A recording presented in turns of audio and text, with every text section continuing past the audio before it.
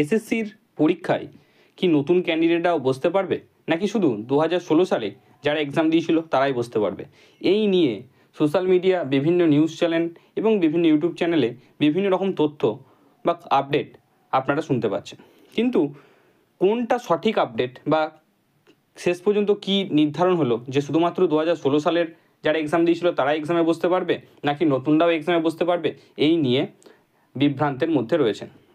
তো আশা করছি আজকের ভিডিওটা দেখার পর আপনাদের মধ্যে যে সমস্ত বিভ্রান্তের সৃষ্টি হয়েছে সেই সমস্ত বিভ্রান্ত দূর হতে চলেছে। কারণ আমি কিছু নির্দিষ্ট প্রুফের ওপর বেস্ট করে বা এমন কিছু নির্দিষ্ট তথ্যের উপর বেস্ট করে আপনাদের কথাগুলো বলবো, যার সাহায্যে আপনারা নিজেরাই বুঝতে পারবেন যে শুধুমাত্র 2016 সালের ক্যান্ডিডেটরা বসতে চলেছে, নাকি যারা নিউ ক্যান্ডিডেট তারাও বসতে চলেছে, নাকি এখনও কোনো কিছু নির্ধারণ হয়নি। তো ভিডিও স্কিপ না করে সকলে শেষ পর্যন্ত দেখবেন।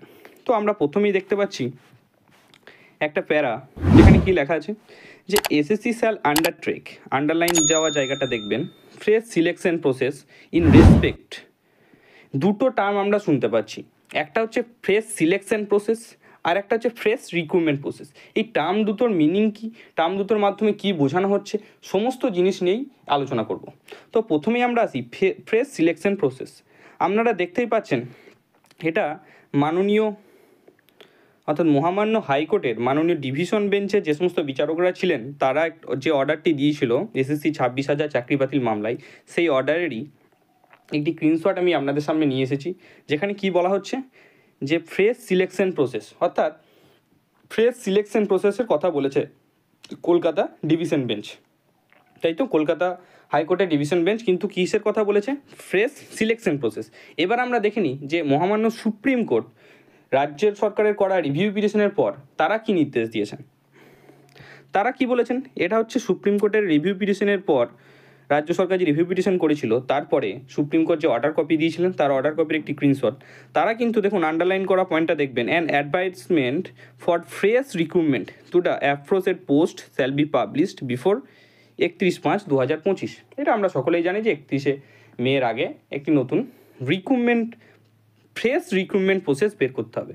এবার আসি দুটো কথাই, কলকাতা হাইকোর্টের ডিভিশন বেঞ্চ বলছে ফ্রেশ সিলেকশন প্রসেস এবং মহামান্য সুপ্রিম কোর্টের স্পেশাল বেঞ্চ কি বলছেন? Fresh recruitment process. তো দুটো জিনিস সম্পর্কে আমাদের আগে জানতে হবে যে এই টার্ম দুটো কী। প্রথমে আসি ফ্রেশ সিলেকশন প্রসেস, যেটা আমাদের মহামান্য কলকাতা হাইকোর্টের ডিভিশন বেঞ্চ বলেছিলেন। ফ্রেশ সিলেকশন প্রসেস মানে হচ্ছে যে নতুনভাবে কোনো সিলেকশন নয়, অর্থাৎ যে সিলেকশনটি আগেই হয়েছিল সেটাই পুনরাবৃত্তি করা হবে। অর্থাৎ 2016 সালে যারা অ্যাপ্লাই করেছিলে তারাই একমাত্র এই পরীক্ষায় বসতে পারবে, ঠিক আছে? এর কোনো নতুনভাবে নোটিফিকেশান পাবলিশ হবে না, সেই ওল্ড নোটিফিকেশানটাই পাবলিশ হবে। নতুন কোনো রুলস বা রেগুলেশন আসবে না, সেই ওল্ড রুলস বা রেগুলেশন থাকবে, ঠিক আছে? কিন্তু মহামান্য সুপ্রিম কোর্ট তার অর্ডার কপিতে দিয়েছেন ফ্রেশ রিক্রুটমেন্ট প্রসেস, ঠিক আছে? তো ফ্রেশ রিক্রুটমেন্ট মনে হচ্ছে একটা completely new recruitment process start করা, যেখানে কি হবে, যারা এলিজিবল, অর্থাৎ এলিজিবল বলতে এখানে আমরা দুটো জিনিস দেখতে পাচ্ছি, একটা হচ্ছে ওল্ড এবং নিউ। তো ওল্ড এবং নিউ সকলেই কিন্তু সেখানে অ্যাপ্লিকেশন করতে পারবে, নতুনভাবে নোটিফিকেশান আসবে, রুল বা রেগুলেশনের চেঞ্জ হতে পারে, ঠিক আছে? বোঝা গেছে? আশা করছি বোঝাতে পেরেছি আপনাদেরকে যে ফ্রেশ সিলেকশন প্রসেস কি, যেখানে শুধুমাত্র ওল্ড যারা ক্যান্ডিডেট তারা অ্যাপ্লাই করতে পারবে, এবং ফ্রেশ রিক্রুটমেন্ট প্রসেস যেখানে শুধুমাত্র নিউ এবং বোথ উভয় অ্যাপ্লাই করতে পারবে। আর ফ্রেশ সিলেকশন প্রসেসে কী হবে, কোন ওল্ড নোটিফিকেশানটাই ব্যবহার হবে, সেখানে কোনো নিউ নোটিফিকেশান বা নিউ রুল রেগুলেশন আসবে না। কিন্তু যেখানে ফ্রেশ রিক্রুটমেন্ট প্রসেস সেখানে নিউ রুল বা রেগুলেশন আসতে পারে।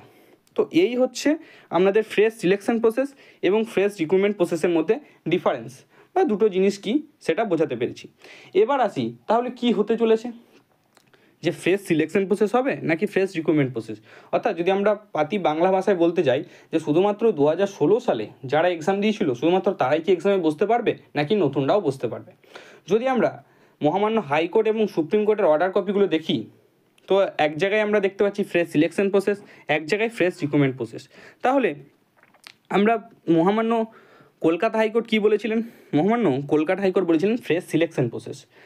তো তাহলে আমরা ধরেই নিতে পারি যে ফ্রেশ সিলেকশন প্রসেস আবার এদিকে সুপ্রিম কোর্ট বলছে ফ্রেশ রিক্রুটমেন্ট প্রসেস। তাহলে অনেকের হয়তো মনে প্রশ্ন আসবে যে মহামান্য সুপ্রিম কোর্ট বলে দিয়েছে যখন ফ্রেশ রিক্রুটমেন্ট প্রসেস, তাহলে ওল্ড এবং নিউ বোথ অ্যাপ্লাই করতে পারবে বা বোথ এক্সামে বসতে পারবে।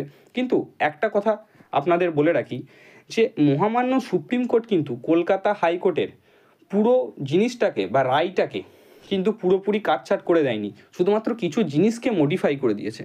তো সেই সূত্রে আমরা বলতে পারি না যে ফ্রেশ রিক্রুটমেন্ট প্রসেসই হবে, অর্থাৎ নিউ বোথ উভয়ে বসতে পারবে, ফ্রেশ সিলেকশন প্রসেস অর্থাৎ শুধুমাত্র 2016 সালে ক্যান্ডিডেটরাই বসতে পারবে।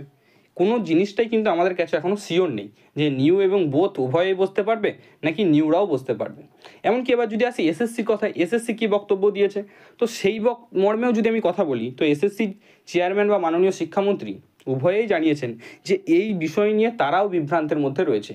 কারণ রিভিউ পিটিশনের দিন কোনো পক্ষেরই আইনজীবী এই নিয়ে কোনো সওয়াল জবাব করেনি, অর্থাৎ তাদের কাছেও এটা একটি ধোঁয়াশার মধ্যে রয়েছে তারাও, ঠিক আছে, শিক্ষা দপ্তর, যে ফ্রেশ সিলেকশন প্রসেস হবে নাকি ফ্রেশ রিক্রুটমেন্ট প্রসেস হবে।